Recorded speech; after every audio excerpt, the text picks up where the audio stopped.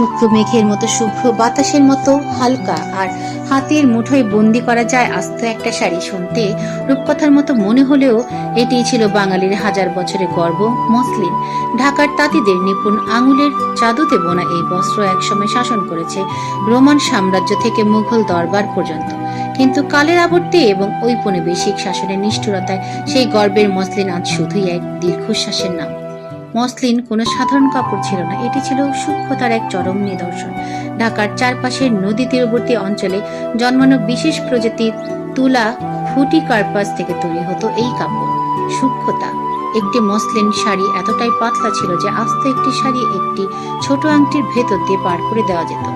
কারিগরি। এর সুতা এতটাই মিহি ছিল যে খালি চোখে তা দেখাই দায় ছিল। কথিত আছে ভোরের কুয়াশা ভেজা আলোর মসলিন বুনতে হতো যাতে সুতা ছেড়ে না যায়। মুঘল সম্রাট এবং সম্রাট পত্নীদের প্রধান পছন্দ ছিল ঢাকার মসলিন। সম্রাট জাহাঙ্গীর ও নূরজাহান এই বস্ত্রের বড় পৃষ্ঠপোষক ছিলেন। ইউরোপের রাজপরিবারগুলো মসলিনের জন্য পাগল ছিল। রোমান সাম্রাজ্যে মসলিনকে বলা হতো বোনা বাতাস। তৎকালীন সময়ে 1 পাউন্ড মসলিনের দাম ছিল আজকের দিনের কয়েক কেজি সোনার সমান। অষ্টাদশ শতাব্দীর শেষ দিকে যখন ব্রিটিশরা এই ভূখণ্ড দখল করে তখন থেকে মসলিনের পতন শুরু হয়। তাদের প্রধান উদ্দেশ্য ছিল ম্যানচেস্টারের মিলের তৈরি কাপড়ের বাজার তৈরি করা। নিষ্ঠুরতা।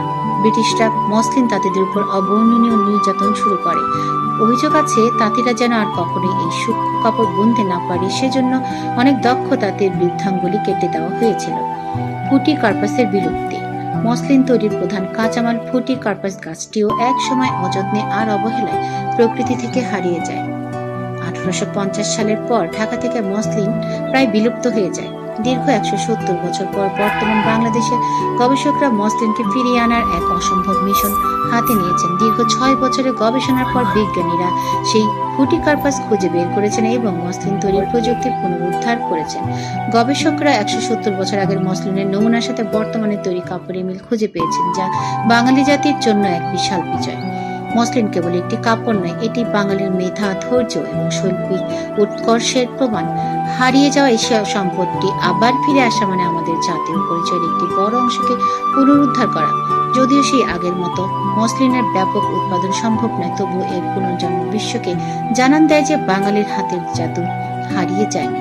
মসলিন একসময় হারিয়ে গিয়েছিল মানুষের লোভ আর নিষ্ঠুরতায়, কিন্তু মসলিনের সেই স্বপ্নের ইতিহাস আজও প্রতিটি বাঙালির রক্তে মিশে আছে।